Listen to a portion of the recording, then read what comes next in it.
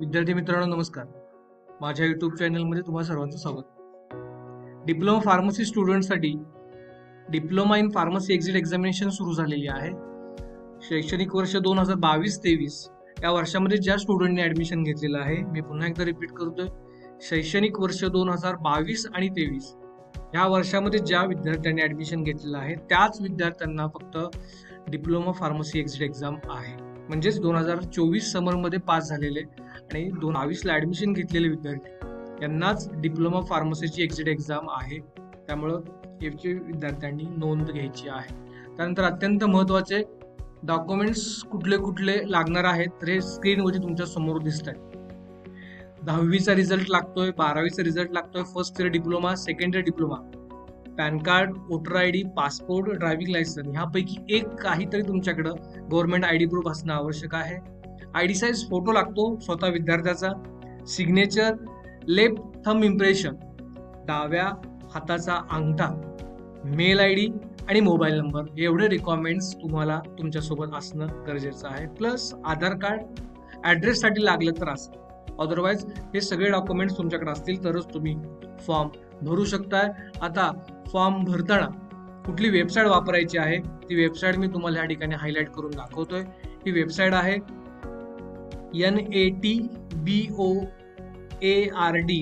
natboard.edu.in. ह्या वेबसाईटवरती जाऊन लिंकवरती क्लिक केल्यानंतर तुम्हाला अशा पद्धतीचं होम पेज ओपन झालेलं दिसेल आणि त्याच्या ठिकाणी तुम्ही गेल्यानंतर एक्झामिनेशन टॅबमध्ये तुम्हाला हा ऑप्शन दिसतोय बघा, diploma in pharmacy exit examination.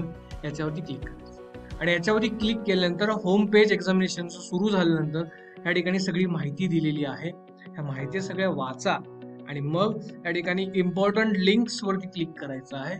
आणि इम्पॉर्टंट लिंक्स वरती क्लिक केल्यानंतर या ठिकाणी तुम्हाला अशा पद्धतीची इन्फॉर्मेशन मिळेल. यात तुम्हाला रजिस्टर करायचं आहे म्हणून तुम्ही क्लिक हिअर फॉर रजिस्टर वरती क्लिक करताय. तुम्ही ऑलरेडी रजिस्टर असाल तर या ठिकाणी तुम्हाला ऑलरेडी रजिस्टर याच्यावरती क्लिक करायचं आहे.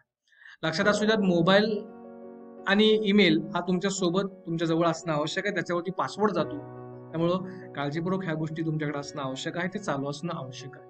डेट्स पुन्हा एकदा सांगतो, 24 ऑगस्टला तुम्हाला फॉर्म भरायची डेट सुरू झालेली आहे आणि 13 सप्टेंबर सायंकाळी 12 म्हणजे मिडनाईट 12 वाजेपर्यंत ही लिंक ओपन राहणार आहे. तर चला तर आपण रजिस्ट्रेशन करूयात. मी पुन्हा एकदा डॉक्युमेंटची लिस्ट तुम्हाला दाखवतो. हे डॉक्युमेंटची लिस्ट आहे. विद्यार्थी मित्रांनो याचा स्क्रीनशॉट काढून घ्या आणि या पद्धतीनं फॉर्म भरायला चालू करा. त्यानंतर डॉक्युमेंट्स अपलोड करण्यासाठी कुठले कुठले लागतात त्यासाठी मी तुम्हाला सांगतो. फर्स्ट इयर फायनल इयरचा रिझल्ट, तुमचा आयडी साईज फोटो, सिग्नेचर आणि लेफ्ट थंबचं इम्प्रेशन म्हणजेच डाव्या हाताचा अंगठ्याचा ठसा, हे एवढेच डॉक्युमेंट्स तुम्हाला अपलोड करावे लागतात. तर चला आता बघूयात ऑफिशियल इन्फॉर्मेशन मध्ये. तुम्ही या ठिकाणी क्लिक हिअर फॉर रजिस्टर वरती क्लिक करताय. रजिस्टर वरती क्लिक केल्यानंतर विद्यार्थी मित्रांनो काळजीपूर्वक सगळ्या इन्स्ट्रक्शन वाचणं गरजेचं आहे, का तर या फॉर्मची फी जास्त आहे, त्यामुळे काळजीपूर्वक फॉर्म भरायचा प्रयत्न करा. इथे विचारलेलं आहे प्लीज कन्फर्म दॅट तुम्ही ऍप्लिकंट स्वतः फॉर्म भरताय की नॉन ऍप्लिकंट आहे. तर विद्यार्थी स्वतः फॉर्म भरत असेल तर या ठिकाणी येस आय एम ऍप्लिकंट याच्यावरती क्लिक करा आणि सबमिट करा. सबमिट केल्यानंतर तुम्हाला ह्या सगळ्या इन्स्ट्रक्शन्स व्यवस्थित रीड करायच्या आहेत आणि मग फॉर्म भरायला घ्यायचा. या ठिकाणी तुमचे डिटेल्स जे आहेत हे सगळे भरायचे आहेत आणि हे सगळे डिटेल्स भरल्यानंतर आय ऍग्री वरती क्लिक करा आणि क्लिक केल्यानंतर हे सगळे डिटेल्स तुम्हाला वन बाय वन भरून घ्यायचे आहेत. कॅन्डिडेटचं नाव लिहायचं आहे, तिथं मिस्टर, मिस, डॉक्टर वगैरे काही लिहायचं नाही. डायरेक्टली तुमचा डिप्लोमा फार्मसीचा जो रिझल्ट आहे सेकंड इयरचा त्याच्याप्रमाणे नाव आहे असं टाका. सरनेम अगोदर फर्स्ट नेम मध्ये आणि लास्टला मिडल नेम आहे असं नाव टाकून घ्या. डेट ऑफ बर्थ सगळ्या माहितीच भरून घ्या. नॅशनॅलिटी कुठली आहे, मोबाईल नंबर, मेल आयडी हे सगळं जनरेट केल्यानंतर या ठिकाणी जनरेट ओटीपी वरती क्लिक करायचं. सगळी इन्फॉर्मेशन भरल्यानंतर या ठिकाणी तुम्हाला जनरेट ओटीपी वरती क्लिक करायचं आहे. ओटीपी जनरेटसाठी हा कॅप्चा एंटर करायला लागतो. कॅप्चा करेक्ट टाकल्यानंतर या ठिकाणी तुम्हाला ओटीपी नंबर आलेला असतो. तो ओटीपी नंबर तुमच्या रजिस्टर मोबाईल वरती पण आणि मेल आयडी वरती पण जातो. तो दोन्ही टाकल्यानंतर इथं व्हॅलिड वरती क्लिक करायचं आहे. मोबाईल वरती आणि मेल आयडी वरती दोन्हीवरती जे ओटीपी टाकलेले आहेत ते ओटीपी व्हॅलिड करून घ्यावे आणि त्यानंतर ते दोन्हीही व्हॅलिड झाल्यानंतर तुम्हाला या ठिकाणी आय ऍग्री वरती क्लिक करायचं आहे आणि रिव्हेरीफाय वरती क्लिक करायचं आहे. तुमची जी इन्फॉर्मेशन आहे ही बरोबर आहे का चेक करणं अत्यंत महत्वाचं आहे. ती जर चुकली असेल तर पुन्हा चेंज करू शकता. एकदा चुकल्यानंतर परत ही बदलता येत नाही आणि एकदा तुम्ही कन्फर्म केल्यानंतर परत ही बदलता येत नाही. त्यामुळे काळजीपूर्वक हे बघणं गरजेचं आहे. रिव्हेरीफाय केल्यानंतर या ठिकाणी सबमिट वरती क्लिक करा आणि सबमिट वरती क्लिक केल्यानंतर तुम्हाला त्या ठिकाणी ही इन्फॉर्मेशन पुन्हा बदलता येत नाही. आता ह्यानंतर तुमची ऍडिशनल इन्फॉर्मेशन तुम्हाला या ठिकाणी मिळालेली आहे. आता या ठिकाणी तुम्ही गो टू ऍप्लिकेशन वरती क्लिक करा आणि त्यानंतर तुमच्या पुढच्या सगळ्या डिटेल्स भरून घ्या. तुम्हाला विद्यार्थी मित्रांनो जवळपास 4 ते 5 स्टेप आहेत. त्या 5ही स्टेप्स तुम्हाला व्यवस्थित कंप्लीट करायच्या आहेत. जसं की या ठिकाणी बघा, पर्सनल डिटेल, त्यानंतर communication details, qualification details, test city म्हणजे तुम्ही जिथे एक्झाम देणार आहे ती टेस्ट सिटी सिलेक्ट करायचं आहे आणि फायनली डॉक्युमेंट अपलोड करून पेमेंट करून घ्यायचं आहे. तर या ठिकाणी सगळी इन्फॉर्मेशन पर्सनल डिटेल्सची भरत जायचं आहे. सगळ्या इन्फॉर्मेशन चेक करा, व्यवस्थित भरा, तुमचे आयडेंटिफिकेशन सगळे चेक करा आणि त्यानंतर सेव्ह आणि प्रोसीड. सेव्ह आणि प्रोसीड केल्यानंतर सेकंड स्टेप जी आहे ती कम्युनिकेशन डिटेल्स. तुमचा ऍड्रेस आधार कार्डवरचा टाकू शकताय, तोच परमनंट ऍड्रेस असेल तर सेव्ह आणि प्रोसीड करू शकता.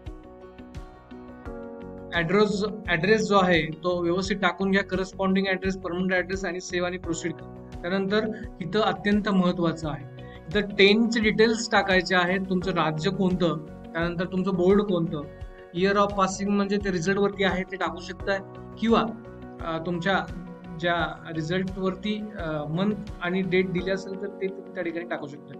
शक्यतो मंथ आणि इयर्स टाकायचा, त्याच फॉर्मॅटमध्ये टाका. त्यानंतर पर्सेंटेज मध्ये रिझल्ट मोड मध्ये पर्सेंटेज सिलेक्ट करा आणि आहे असे पर्सेंटेज त्या ठिकाणी टाकायचा प्रयत्न करा.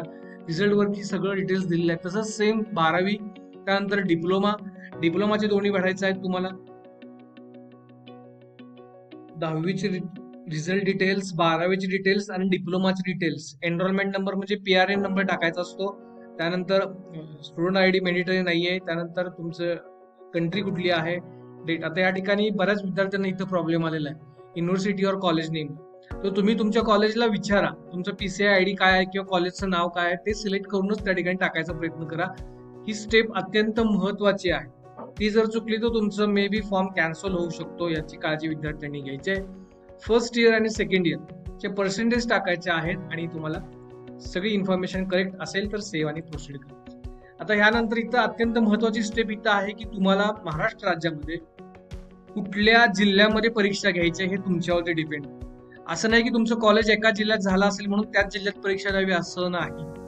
तुम्ही महाराष्ट्र राज्यामध्ये कुठलंही जे तुम्हाला हवं आहे ती सिटी या ठिकाणी असेल ती सिलेक्ट करा आणि तीच शक्यतो तुम्ही एक्झाम सेंटरला जाण्याचा प्रयत्न करा. तुमच्या जवळचं सेंटर निवडायचा शक्यतो प्रयत्न करा.